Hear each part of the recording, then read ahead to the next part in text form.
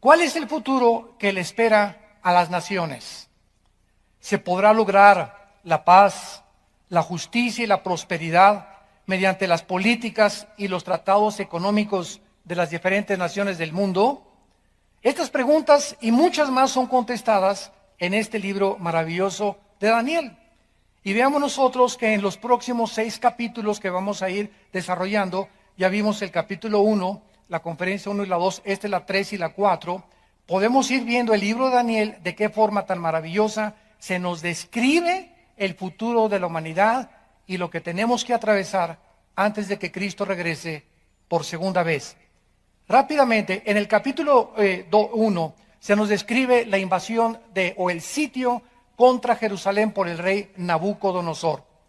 Nabucodonosor llega a Jerusalén, la sitia y se lleva cautivos a la mayoría de los judíos. Se quedan bastantes de ellos ahí en Jerusalén. Y entre estos judíos se encontraban 4 muchachos, que eran Daniel y sus 3 amigos. Al llegar a Babilonia, vemos el principio satánico, porque todo esto tiene un trasfondo espiritual. Toda la Biblia es de carácter espiritual, para mostrarnos el mundo que nos rodea, cómo afecta el mundo espiritual, el mundo físico. Y vemos el propósito satánico a través del rey Nabucodonosor, de que en el momento que llegan los jóvenes a Babilonia, se les quiere cambiar sus nombres, se les quiere cambiar su cultura, se les quiere cambiar sus ideas. ¿Por qué? Porque es el propósito del mundo que nos rodea. El mundo que nos rodea nos quiere robar nuestra identidad de hijos de Dios. El mundo que nos rodea no quiere que seamos diferentes a ellos. Y quiere decirte que tú eres también del montón y que somos de la borregada y que no tenemos ningún propósito, que no hay ninguna verdad absoluta, que todas las religiones llevan a Dios, etcétera, etcétera. Y vemos desde el principio de este maravilloso libro el propósito satánico de querer robarnos nuestra identidad, nuestras convicciones, el vocabulario que usamos como cristianos, la educación y las convicciones espirituales que debemos de tener como seguidores de Jesucristo. En segundo lugar, vemos nosotros que Daniel se rebela contra esto, cuando quieren que él participe y sus amigos de la comida y el vino del rey. Daniel inmediatamente demuestra convicciones. Y quiero decirles algo, creo que ya es el momento, santos de Dios, de que tengas convicciones. ¿Qué significa tener convicciones? Tener convicciones significa estar convencido interiormente de que voy a decidirme. Si soy hombre, no voy a tocar a mi novia jamás, hasta que nos casemos. Voy a decidir como una muchacha que nadie me toque hasta que nos casemos. Y Señor, te lo prometo y quiero que tú me fortalezcas. Voy a tener convicciones de que solamente a mi esposa le voy a ser fiel. Voy a tener convicciones que mi vida va a ser guiada por la honradez, la integridad y nunca por la falsedad ni la insinceridad de mi corazón. Voy a tener convicciones de que nunca le voy a robar a Dios. Y estas convicciones, si no determinamos ya, es algo que tenemos que proponernos, como lo hizo Daniel en el versículo 8. Y Daniel determinó en su corazón, propuso en su corazón, estableció firmemente en su corazón no participar de la inmoralidad ni de las cosas que Babilonia tenía enfrente de él y de sus amigos. Sin esta determinación, sin estas convicciones, Dios no nos puede ayudar. Ahora, fíjense cómo funciona esto. Por ejemplo, tú eres una persona que fumas. Entonces, la convicción te dice, ya estoy totalmente convencido que físicamente estoy reduciendo mi vida 25 años, por lo menos, que es lo que te reduce el cigarro y las drogas. Y al estar convencido de esto, de que físicamente te estás autodestruyendo y además no puedo seguir sirviendo a Dios con nada que sea yo esclavo, porque Dios nos llamó a la libertad. Entonces, decido en mi corazón y entonces tú agarras los cigarros y los tiras al bote de la basura y escucha, en el momento en el que Dios ve que nosotros tomamos una convicción y determinamos y damos el primer paso, Dios da el segundo paso. Dios no va a hacer nunca lo que nos corresponde a nosotros hacer. La responsabilidad es de nosotros. Dios hace su parte. Una vez que Él ve que nosotros hacemos nuestra parte. Ah, pues ahora Pepito ya lo vi que ya tiró los cigarros, entonces ahí viene detrás el poder de Dios para respaldar tu convicción y darte fuerza para que tú puedas mantenerte firme y no volver a participar de esta droga. Voy a proponerme, ya no quiero la pornografía, ya estoy harto, la pornografía me va a llevar a un punto donde me voy a volver una persona degenerada sexualmente. Me va a afectar mi comunión con Dios, me va a afectar mi relación con mi esposa. Los cielos se cierran totalmente sobre mi casa cuando hay pornografía o cuando soy adicto a la pornografía, porque Dios no bendice mi matrimonio. Dice en Hebreos 13:4, honroso sea el matrimonio sin mancilla, y a los adúlteros y a los fornicarios los juzgará Dios. Entonces tú llegas a esta convicción, yo no quiero eso, yo quiero las bendiciones de Dios, quiero un matrimonio santo, quiero un matrimonio donde haya paz, quiero tener una familia que podamos salir adelante todos como familia. En el momento que tú vas a tu casa hoy mismo y agarras todas esas revistas y videos y bloqueas ya, tú sabes los canales que no deben de estar en tu televisión, y tú puedes hablar a cualquier red de internet para decirle cancéleme el canal fulano y el canal fulano. Tú sabes muy bien, no te puedes engañar. Cuando tú haces eso, Dios te respalda. ¿Y sabe una cosa que pasó con Daniel? Que Dios le dio gracia. Viene entonces la gracia de Dios. Y dice el capítulo 1, versículo 17, a estos 4 muchachos, cuando Dios vio que tomaron estas decisiones, les dio conocimiento e inteligencia en todas las letras y conocimientos o ciencias. Y Daniel tuvo entendimiento en toda visión y sueños. Y esta es la razón por la cual Dios bendice con entendimiento. Hace poco fueron una compañía televisora a grabarme a Dallas, a la casa de ustedes, y querían ellos que yo formara parte de un programa que se llama Los Gigantes y la Biblia, porque de acuerdo a esta televisora en Estados Unidos no había muchas personas que hablen de quiénes fueron los gigantes, los Nefilim. Siempre se ha tratado en la antigua escuela teológica de que los gigantes, ¿verdad?, fueron la mezcla de los descendientes de Enoc y los descendientes de Caín, cosa que es imposible hasta genéticamente. ¿Por qué? Porque todo el mundo decía cómo podían los ángeles caídos mezclarse con las humanas, y siempre sacan el versículo, ¿verdad?, del Nuevo Testamento que Cristo dijo, es que serán como los ángeles en el cielo que no se casan ni se dan en casamiento. Pero sin embargo la Biblia, como no es de interpretación privada, vamos a Judas, ¿verdad?, versículo 3 y 4, donde dice que los ángeles, está hablando de estos ángeles de Génesis 6, como los sodomitas, igual que ellos, se fueron en vicios en contra de naturaleza, tras carne extraña. Entonces, la forma como los ángeles se mezclaron con las mujeres en Génesis 6, no lo sabemos exactamente. Lo único que sabemos es que Satanás puede pervertir la genética humana, y lo logró. Entonces pudieron haberse metido en hombres, pudieron haberse, pudo haber habido una especie como de clonación hace miles de años.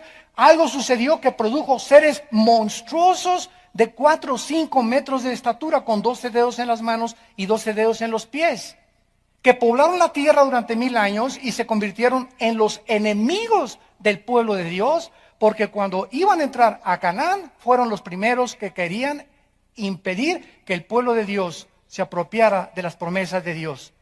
No hay duda que los gigantes eran obra de Satanás. Entonces hay mucha gente, ¿verdad?, que quiere saber y me mandan correos, oye, que esto y que el otro, por aquí, por allá. ¿Por qué no tiene mucha gente, muchas veces, entendimiento la gente? Porque el entendimiento lo da Dios y el Espíritu Santo. Oiga, ¿y por qué la predestinación? ¿Y por qué aquello? A esas personas hay que preguntarles, ¿tú ya tienes conocimiento de qué es la justificación, la gracia, los pactos, la santificación? ¿Conoces las doctrinas elementales de la Biblia? ¿Has estudiado el libro de Romanos, versículo por versículo, todos los 16 capítulos de Romanos? ¿Ya tienes un concepto adecuado entre el libro de los Hebreos y el Antiguo Testamento? Entonces no te quieras brincar al 5º o al 6º año de primaria cuando no sabes leer el abecedario. Pero así es como está el pueblo de Dios. Demandan preguntas. Y a ver esto por qué, y a ver esto por aquello. Pero ellos no quieren pagar el precio de ellos discipularse. Quieren que un predicador les conteste todo. quieren saberlo todo, pero no se disipulan, no estudian sus Biblias en su casa privadamente, pero quieren todo a la maruch, quieren todo instantáneo, quieren todo a través de una palabra de profecía, quieren todo a través de una visión, de un sueño, o que se les aparezca Clodomiro en un buñuelo. Y finalmente vemos de qué forma, ¿verdad?, ante esta determinación de Daniel, él entra a formar parte del séquito de oficiales del rey Nabucodonosor. En el capítulo 3 vamos a ver de qué forma el imperio babilónico establece un estado totalitario. En el capítulo 4, Nabucodonosor se vuelve loco, el cual es un ejemplo de la locura a la que llegan todos los políticos y gobernantes del mundo cuando sacan a Dios de su ecuación. Todas estas enseñanzas espirituales tienen un significado profundo para el siglo XXI en el cual nosotros estamos viviendo. En el capítulo 5 se nos ofrece un retrato de los juicios futuros de Dios sobre un mundo desafiante como el rey Belsasar y la caída de Babilonia por medio de los persas. En el capítulo 6 el imperio persa quiere establecer la adoración imperial demandando la fidelidad del pueblo al Estado. El capítulo 7 es el retrato del último gobierno mundial en el cual será establecido por el anticristo, pero destruido con la segunda venida de Jesucristo. Así a grandes rasgos, acabamos de compartirles los próximos 6 capítulos para que tengamos un panorama. Siempre es bueno tener un panorama de los libros, de los capítulos, como en CinemaScope, ¿verdad? Para poder entender ya después, analizar los versículos por versículos, de qué forma Dios nos quiere hablar. Muy bien, las profecías de Daniel, esto es muy importante. Las profecías de Daniel cubren un periodo de la historia que Cristo llamó en Lucas 21, versículo 24, el tiempo de los gentiles. Vamos a leer Lucas 21, 24 y dice así, es Jesucristo el que está hablando. Y caerán a filo de espada y serán llevados cautivos a todas las naciones. Y Jerusalén será hollada por los gentiles hasta que los tiempos de los gentiles se cumplan. Todo estudiante de la Biblia y de teología tiene que tener claramente esta doctrina que se llama el tiempo de los gentiles. ¿Qué significa esto? Muy bien.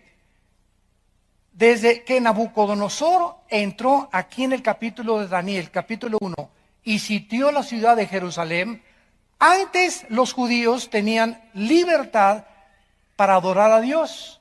En otras palabras, tenían su templo, el sacerdocio levítico, tenían sus ofrendas, tenían todas estas cosas que Dios les entregó al pueblo de Israel. En el momento en que el pueblo de Israel se rebela contra Dios y abandonan a Dios, Dios los abandona a ellos. Por ejemplo, dice, vamos a ver en Segunda de Crónicas, capítulo 36, de qué forma se llevó a cabo todo lo que sucede en el libro de Daniel. Y Jehová, el Dios de sus padres, Segunda de Crónicas 36, versículo 15 en adelante, envió constantemente a palabra a ellos por medio de sus mensajeros, porque él tenía misericordia de su pueblo y de su habitación. Mas ellos hacían escarnio de los mensajeros de Dios, menospreciaban sus palabras, burlándose de sus profetas, hasta que subió la ira de Jehová contra su pueblo y no hubo ya remedio. Por lo cual trajo contra ellos al rey de los caldeos. Aquí se está describiendo la invasión de Jerusalén por el rey Nabucodonosor. Los caldeos es otra frase que geográficamente nos ubica a Babilonia en tierra de Irak. Lo que es ahora la nación de Irak era la tierra de los caldeos o también la tierra de Sinar, donde se encontraba Babilonia y fue de las primeras ciudades en haber sido edificadas. Y dice, trajo al rey de los caldeos contra ellos, que mató a espada a sus jóvenes. Vean, aquí se nos describe todo lo que hizo Nabucodonosor. En la casa de su santuario, sin perdonar joven ni doncella, anciano, ni decrépito, todos los entregó en sus manos. Asimismo, todos los utensilios de la casa de Dios, grandes y chicos, los tesoros de la casa de Jehová y los tesoros de la casa del rey y de sus príncipes, todo lo llevó a Babilonia. O sea, saqueó completamente Jerusalén. Y quemaron la casa de Dios.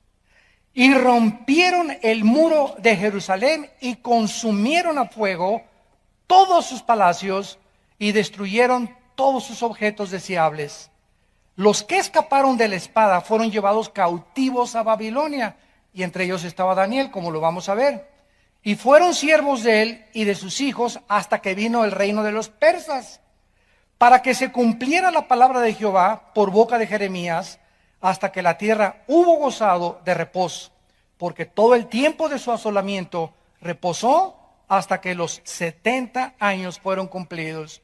Jeremías, antes de que Nabucodonosor invadiera Jerusalén, en el capítulo 25 de Jeremías, él profetizó con años de anticipación que cuando llegara Nabucodonosor iban a ser 70 años que los judíos iban a vivir fuera de Jerusalén, presos, exiliados, deportados en una tierra lejana, sin templo, sin sacerdocio, sin sacrificio y sin ofrendas.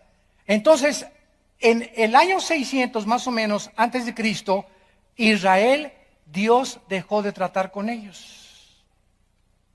Y Israel se fue y fue dispersado por todas las naciones. Después llegó el imperio persa, como lo vamos a ver más adelante, vinieron los griegos y los romanos.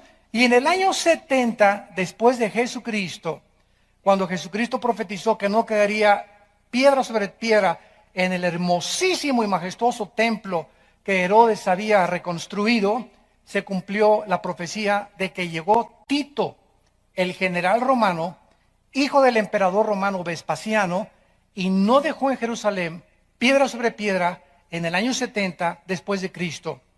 Veamos esto con cuidado.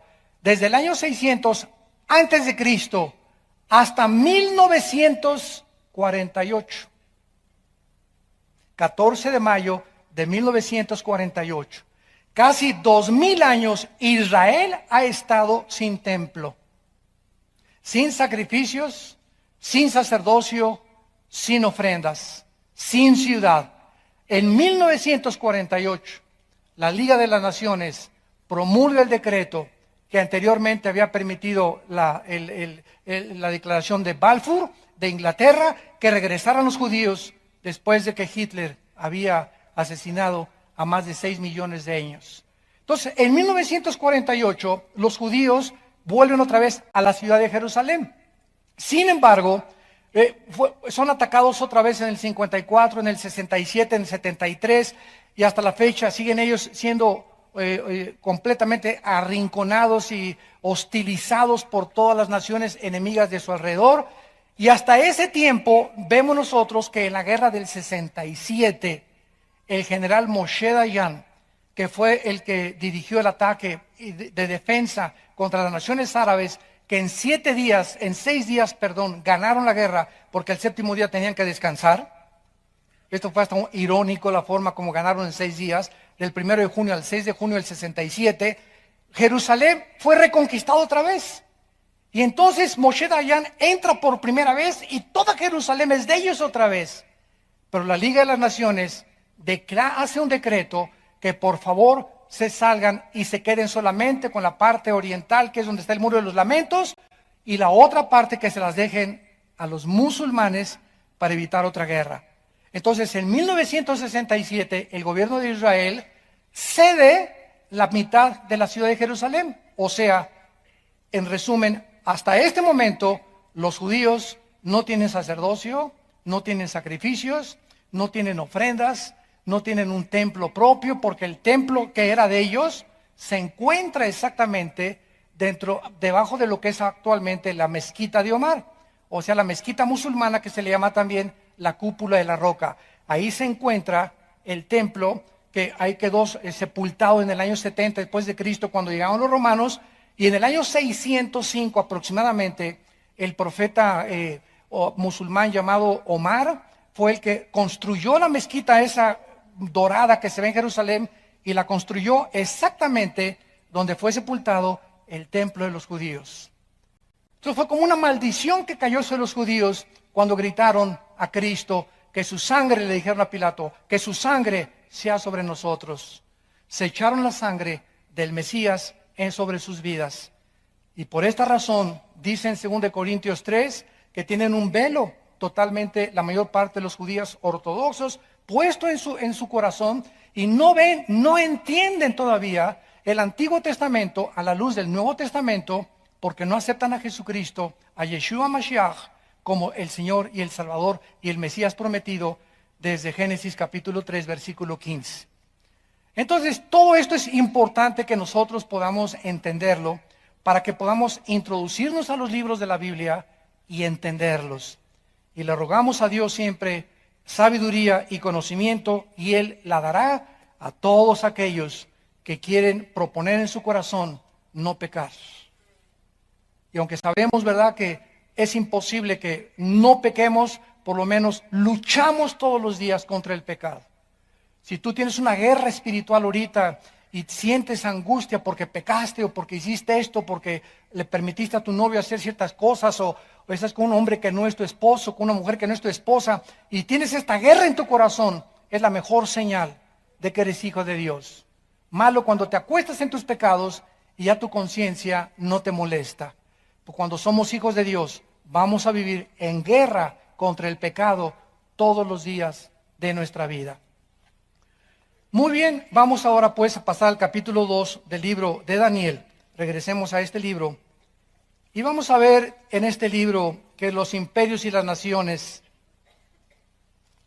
al igual que sus gobernantes, surgen y caen porque ninguna nación, ningún imperio, ningún político, ninguna persona déspota dura mucho tiempo. Nadie puede disfrutar la vida sin la gracia de Dios. Y este es lo que el rey Salomón trató de escribir en el libro de Eclesiastés.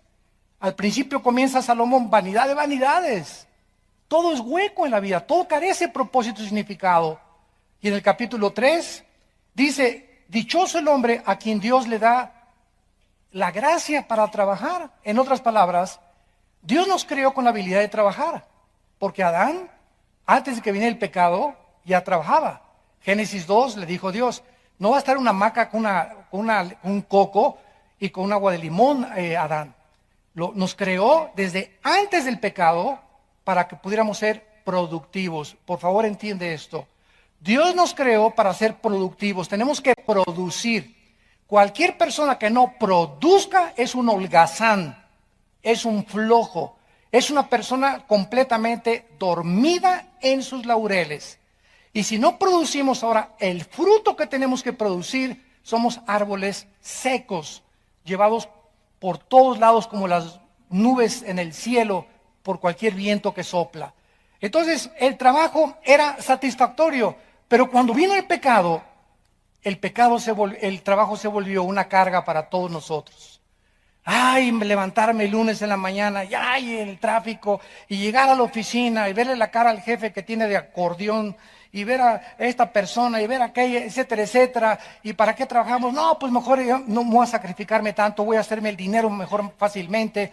Y vienen las ideas, ¿verdad? Pues vamos a robar, o vamos a transar, o el que no tranza no avanza, o voy a tratar de cometer fraudes, o si tengo un taller mecánico, voy a dar una bomba de gasolina usada para ganar unos centavos más. Y siempre estamos tratando de alcanzar un propósito o una meta rápido. Y cuando venimos a la Biblia, Dios nos dice: irá andando y llorando el que lleva la preciosa semilla.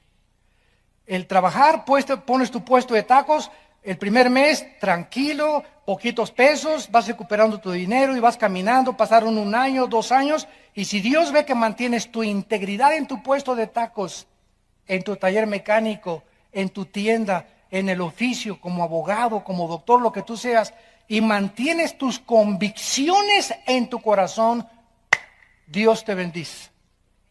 Nunca antes. Tenemos que ser probados. Tenemos que ser probados. antes de que se abran las puertas de los cielos. Y Dios prueba la integridad, la sinceridad, la motivación por la cual le servimos. A nosotros los pastores, Dios nos prueba simplemente por el amor que les tengamos a ustedes. Un pastor que no ama a sus ovejas, o una pastora o esposa de pastor que no ama a las ovejas, está fuera de la gracia de Dios. Y podemos circular y podemos reírnos y todo, pero si Dios no ve que nosotros nos interesamos por su pueblo y vivimos por su pueblo, porque ese es nuestro llamado, entonces somos unos hipócritas. Y puedes tú tener 10,000 personas en tu iglesia o 30,000 personas, eso no importa. El Papa tiene más que tú. Las sectas tienen millones de personas que lo siguen. Todo. Jim Jones llegó a 1,500 personas. El hecho que haya miles de personas siguiendo a una persona no significa realmente que esa persona sea un ungido de Dios. Dios ve los corazones. Y lo que Dios ve es si esa persona ama al pueblo al cual nos ha llamado a servirlos. Entonces es importante que entendamos que el corazón tiene que ser probado y Dios nos bendice. Pero cuando vas llorando con la semilla, regresaremos con gozo, trayendo las gavillas.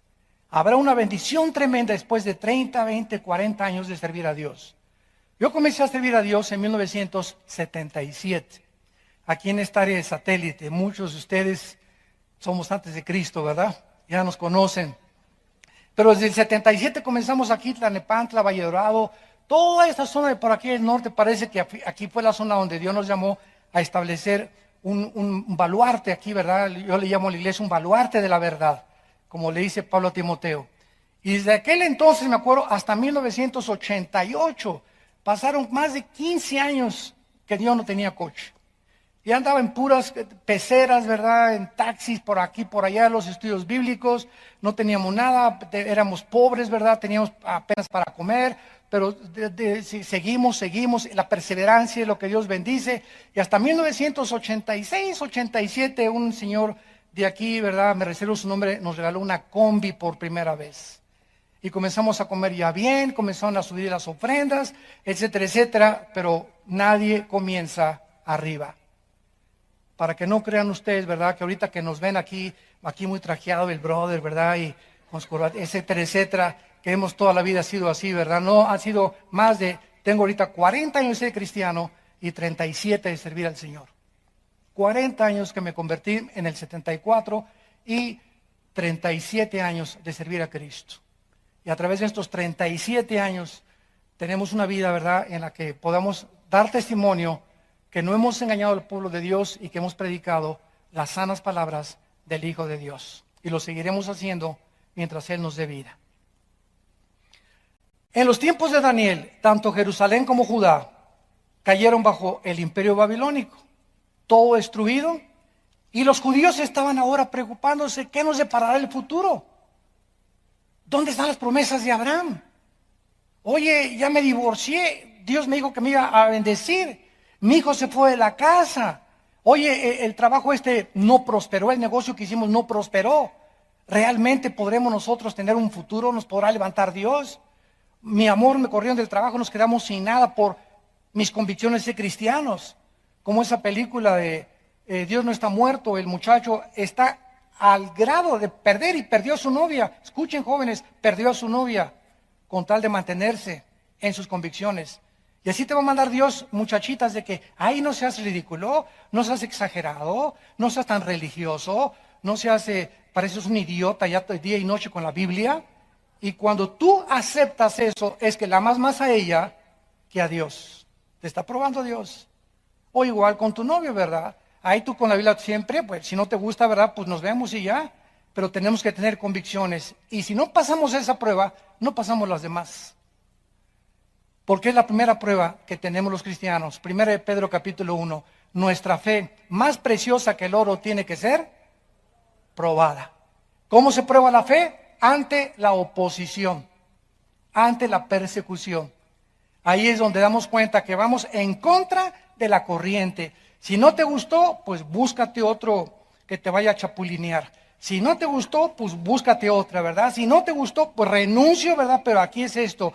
Maestra, mis hijos no van a participar de Halloween y yo sé que usted no me va a entender, tenemos nuestras convicciones, somos cristianos, ahí por aquí, por allá, si usted nos quiere correr, que nos corra. Si usted quiere si por alguna causa tu vida corre un riesgo o un peligro por causa de serle fiel a Cristo, bienaventurado y dichoso seas. No te imaginas cómo después de esa prueba, no te imaginas cómo Dios va a abrir las puertas de los cielos para bendecirte. No hay nadie a quien Dios bendiga con la famosa prosperidad. Nada más da esto y serás prosperado, etcétera, etcétera. No, la prosperidad viene después de muchos, muchos años de servir a Dios y de mantener tus convicciones contra toda la corriente opuesta del mundo. Ahora era cuando el pueblo judío necesitaba tener una esperanza. Necesitaban a alguien. ¿Y qué hizo Dios?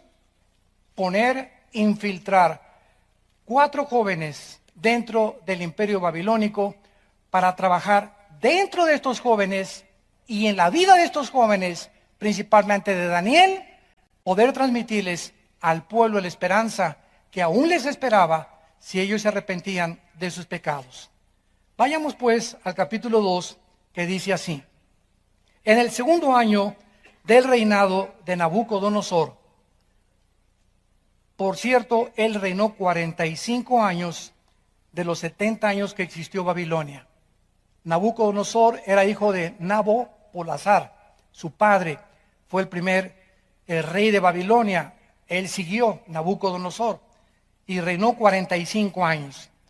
En el segundo año del reinado de Nabucodonosor, tuvo Nabucodonosor sueños y se perturbó su espíritu y se le fue el sueño.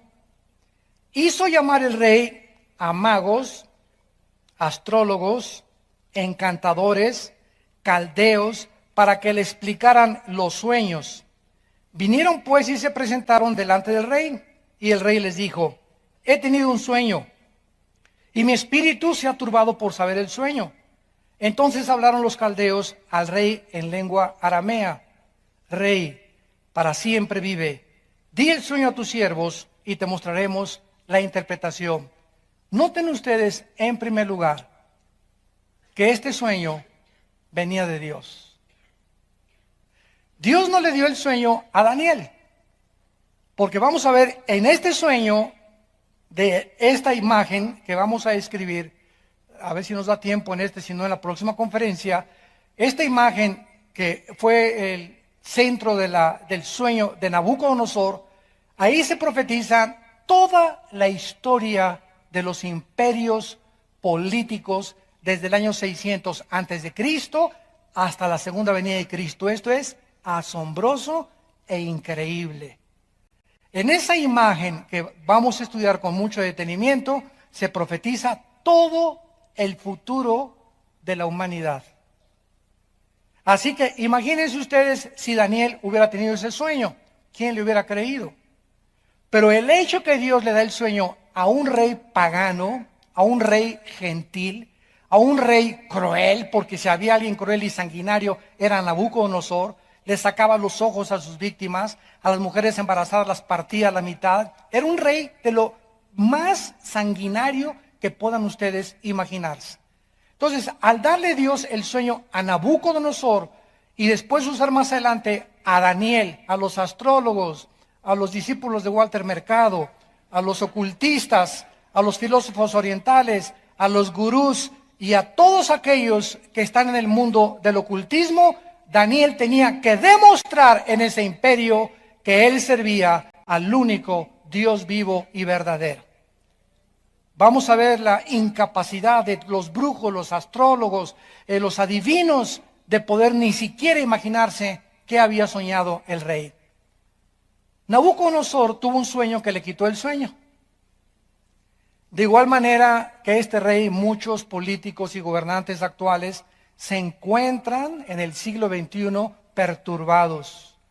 Se encuentran profundamente alterados por el futuro de la economía, el abasto del petróleo, el comercio, la inflación, las amenazas ahorita de guerras en el Medio Oriente, en Asia Menor, al norte, al este de Europa, con Ucrania, Lituania, Estonia. Ahora si Putin invade Estonia y Lituania y Latvia, que están naciones junto al mar Báltico, ahí sí interviene ahora la OTAN, y entonces si se arma, podría ser el inicio de una guerra internacional con una escalada de proporciones incalculables. Entonces, así se encuentran actualmente la mayor parte de los políticos. Ya, hola, palón, me voy. Ontoy, como decimos, ontoy. ¿Qué cosa es lo que tenemos que hacer? ¿Por qué? Porque todos estos problemas políticos, económicos, religiosos, van mucho más allá de nuestra capacidad para resolverlo nosotros. Señores políticos, economistas, gobernantes, somos hombres con pies de barro. No somos dioses. No te sientas como los Césares romanos, o como Saddam Hussein, o como Alejandro el Magno, como Adolfo Hitler, o como José Stalin. No sientan todo lo que esos hombres fracasaron en la historia precisamente por eso, por sentirse dioses, por creer que tú puedes resolver los problemas de tu matrimonio. ¡Cuánto orgullo! Por creer que tú puedes darle una buena educación a tus hijos sin tomar en cuenta a Dios. Por creer que puedes prosperar y salir adelante con paz y felicidad y tranquilidad en tu vida sin tener en cuenta a Dios. Dios, la Biblia dice en Deuteronomio capítulo 18, Dios condena drásticamente la brujería y todo lo que se encuentra en el área del ocultismo. Dice Deuteronomio 18, versículo 10. No se ha hallado en ti quien haga pasar a su hijo o a su hija por el fuego, ni quien practique adivinación, ni agorero, ni sortílego, ni hechicero, ni encantador, ni adivino, ni mago, ni quien consulte a los muertos. Para que pongan atención todos aquellos que dicen que tienen comunicación con los muertos y los que se ponen de intermediarios como mediums en las sesiones espiritistas. Estás pisando los terrenos del enemigo. Porque es abominación para con Jehová cualquiera que hace estas cosas, y por estas abominaciones Jehová tu Dios echa estas naciones de delante de ti.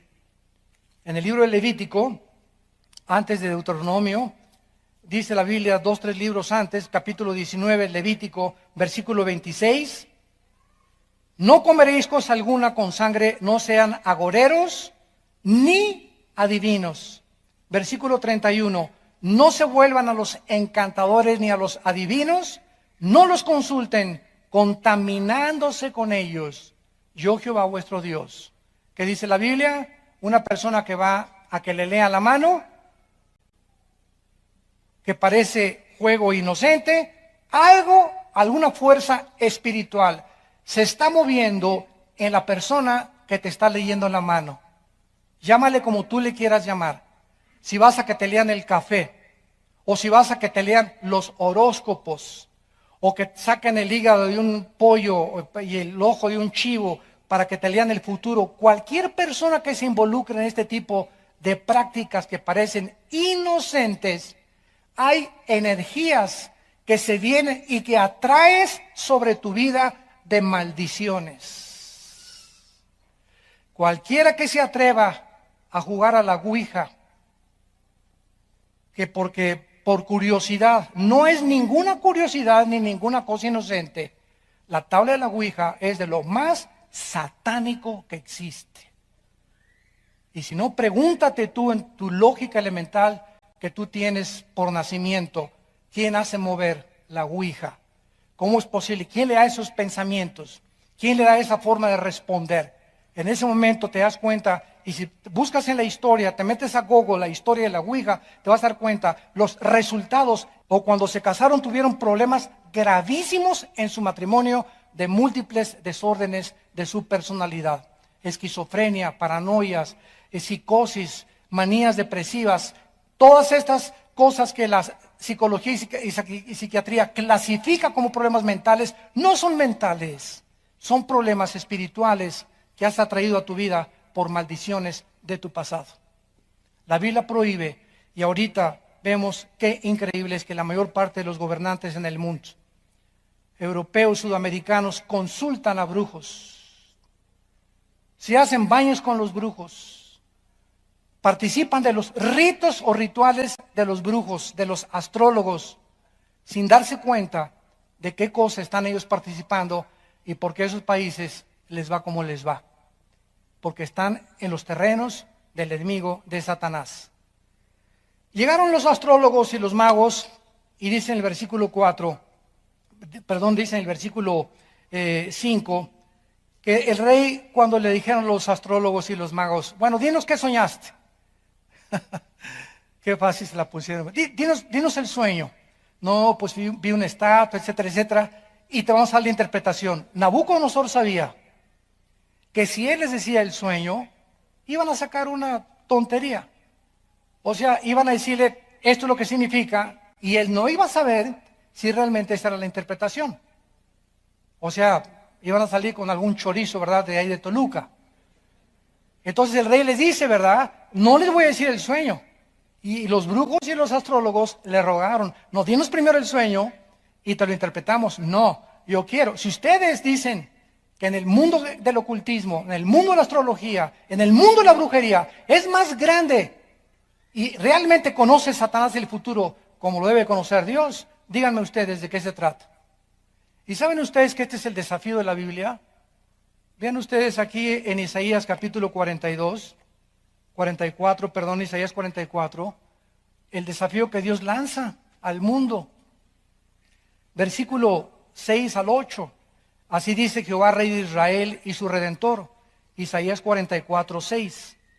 Jehová de los ejércitos, yo soy el primero y yo soy el postrero, y fuera de mí no hay Dios. Y vean ustedes la pregunta que hace Dios. ¿Y quién proclamará lo venidero? A ver, pregunta a la Walter Mercado, a los gurús que te pongan en orden la historia del mundo desde Adán hasta la segunda venida de Jesucristo.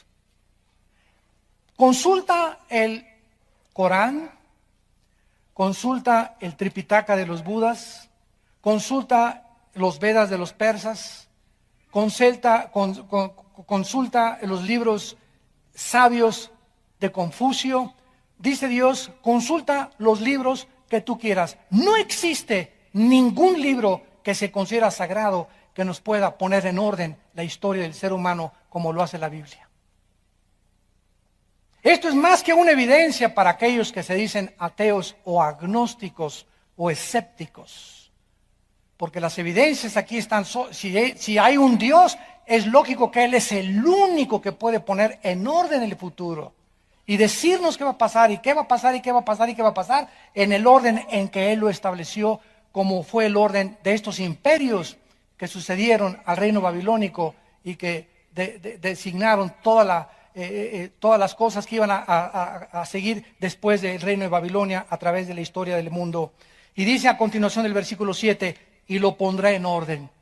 ¿Quién dice Dios? Proclámalo y lo pone en orden delante de mí, como hago yo desde que establecí el pueblo antiguo. ¿Se acuerdan de Génesis? ¿Qué pasó desde Génesis? Abraham, tu descendencia se va a ir a Egipto y serán cautivos 400 años y después saldrán, y recorremos Génesis y recordemos el Éxodo y Levítico y los Números y vemos cómo Dios va mostrándoles a cada uno de los líderes la continuación de todo su plan y hasta que llegamos a Cristo. Y cuando llegamos a Cristo, al Nuevo Testamento, Él es la imagen del Dios invisible. Habiendo hablado Dios muchas veces de otras formas, por sueños, profecías, apariciones, visiones, por los profetas, ahora nos ha hablado por su Hijo.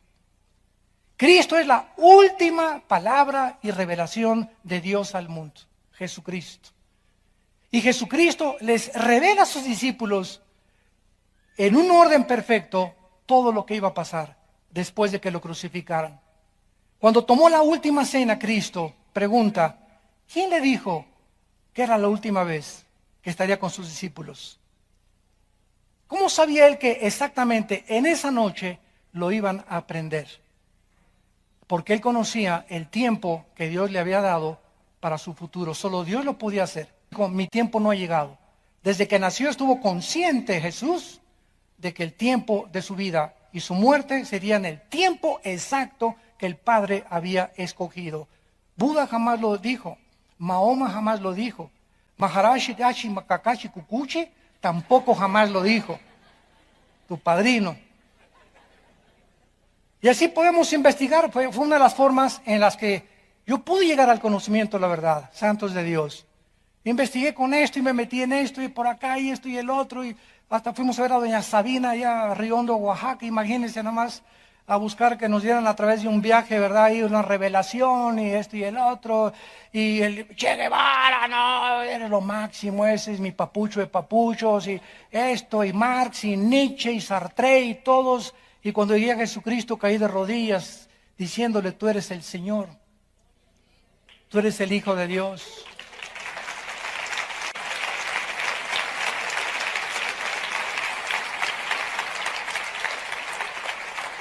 Y si no es Él, ¿quién es? Si no es Él, ¿quién es? Dime. Como decíamos allá en mi rancho, tráeme tu gallito giro.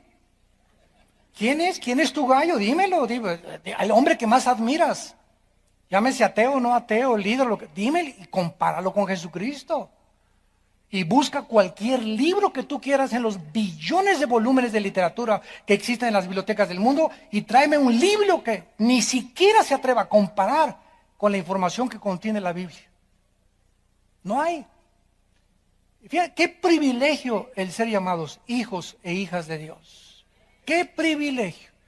Y sigue el mundo igual que en tiempos de Daniel, con los astrólogos y con los horóscopos, y de una filosofía al otro lado, y la dianética, y la ciencia de la salud, y la nueva era, y ahora esto, y ahora la cabala, y por todos lados siguen surgiendo, y surgiendo, y surgiendo, y surgiendo, y sigue en el cielo la cruz diciendo, yo soy el camino, la verdad y la vida.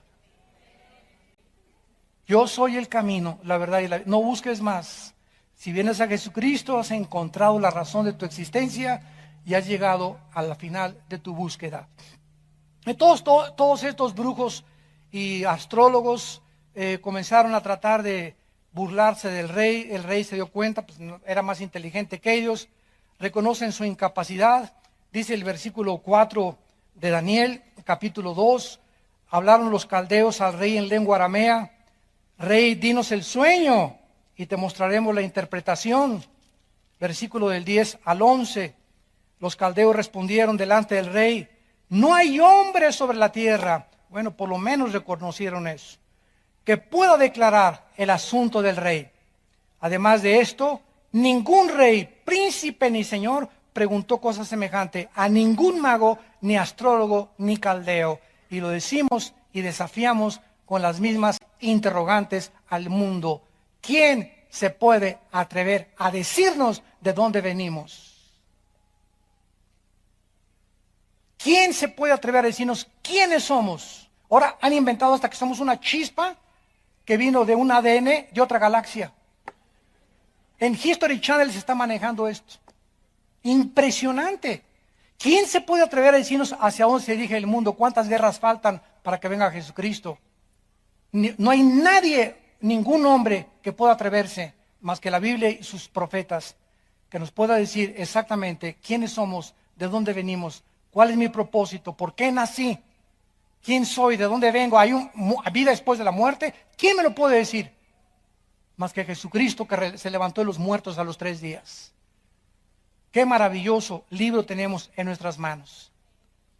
Y esto es precisamente el mensaje del cristianismo, que Dios ha entrado a la dimensión visible y física para revelarnos, santos de Dios, lo espiritual y lo invisible. Dice Juan el Bautista en el capítulo 3 de San Juan, versículo 31 y 32. El que de arriba viene es sobre todos. El que es de la tierra es terrenal y cosas terrenales habla. El que viene del cielo es sobre todos. Y lo que vio y oyó, esto testifica y nadie recibe su testimonio. Qué ironía del ser humano. Cuánta contradicción hay en nosotros. Increíble que le puedas creer más al Che Guevara o a un astrólogo o a un ateo o a un pseudoastrofísico ateo o agnóstico, o que le puedas creer a Buda. Increíble que le puedas creer a cualquier otra persona más que aquel que vino de arriba. Todos los seres humanos, dice la Biblia, excepto Jesucristo, nacimos aquí. Pero Cristo ya existía antes de que Él bajara del cielo. Entonces, si Él viene de arriba, y si queremos saber cosas que van más allá de nuestra capacidad, tenemos que tener una revelación que venga más allá de nosotros. Creador del mundo espiritual invisible que no podemos ver con nuestros ojos. Jesús baja de la dimensión invisible, espiritual, al mundo y nace de una virgen en un pesebre rodeado de animales. Dios es un Dios humilde, que se deja manosear por nosotros, que se deja que le chicoteen el cuerpo, que no responde en la cruz, que nos viene a enseñar las lecciones más grandes que existen de la moral y de la ética, que nos viene a mostrar que el camino de la victoria es el amor. Pero no el amor simplemente físico, ¿verdad? El amor que no pide nada a cambio. El amor que se entrega a los demás sin considerar a sí mismo su propia vida. Porque no hay mayor amor que el que da su vida por los amigos.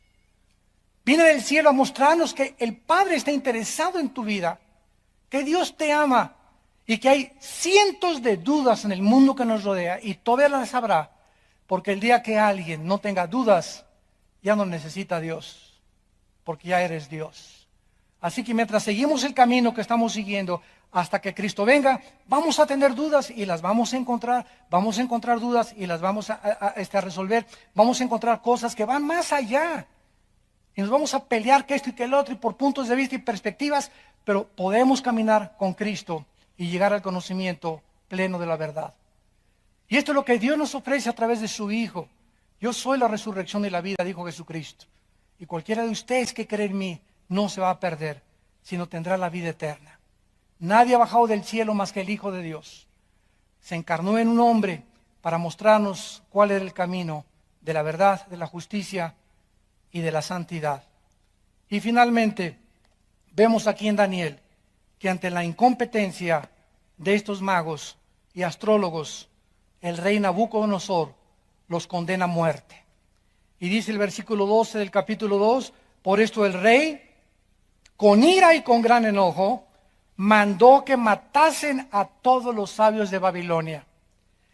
Y se publicó el edicto de que los sabios fueran llevados a la muerte y buscaron a Daniel y a sus compañeros para matarlos. Y aquí vamos a ver después qué increíble el carácter de Daniel. ¿Se imagina a Daniel? Aleluya, gloria a Dios, que se los echen a todos. Y sin embargo, vamos a ver más adelante algo impresionante, que Daniel intercede ante el rey y él le dice, aquí voy a traer, este es el sueño, rey, y con eso les perdona la vida a todos los brujos y a todos los astrólogos. Y durante todo el tiempo que Daniel pasó en Babilonia, les enseñó a muchos de estos sabios y astrólogos el camino de Dios. ¿Quiénes fueron los que siguieron la estrella de Belén cuando Cristo nació? Los famosos reyes magos, Melchor, Baltar y Balcazar, nada de eso. Ni San Clodomiro, ni San Perico de las Palotes, ni tampoco ni San Patricio. La Biblia no menciona nombres, ni que eran negro, ni blanco, ni amarillo. Menciona a 3 hombres que tenían conocimientos científicos, no de la astrología, sino de la astronomía. Estos hombres, perfectamente bien, guiados por esa estrella, eran sabios de Babilonia. Y ahora se comprueba que venían de Irak. Desde allá vinieron a Belén a descubrir al Hijo de Dios, quien les dio conocimiento cientos de años atrás, cuando Daniel vivió en Babilonia y rescató con su testimonio a la mayor parte de ellos. Padre, te damos gracias por tu palabra. Qué maravillosa es tu ley, Señor. Lámpara es a nuestros pies, lumbrera a nuestro camino. Oh Señor, guíanos conforme al camino de la justicia. Gracias porque tú eres un Dios santo y amas la santidad y vives en la luz. Tuya es la sabiduría y tuyo es el poder.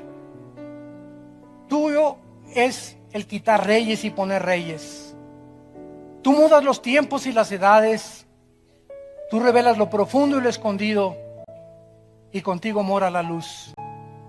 A ti, Dios de nuestros padres, Abraham, Isaac y Jacob, te bendecimos por habernos regalado a tu santo Hijo Jesucristo, quien ha venido a iluminar nuestras vidas, a darle propósito y significado a nuestras vidas y a mostrarnos el camino de la verdad. En esta mañana Él les ofrece a muchos de ustedes que vengan a la cruz. Y si en esta mañana hay personas que quieran invitar a Cristo por primera vez, dile estas cosas en lo secreto de tu corazón. Señor, te pido perdón por mis pecados. Creo que en la cruz pagaste con tu sangre por ellos y que a los 3 días resucitaste de los muertos. Te pido que entres a mi vida como mi Señor y mi Salvador. Lávame con tu sangre preciosa. Quiero vivir para ti y conocer.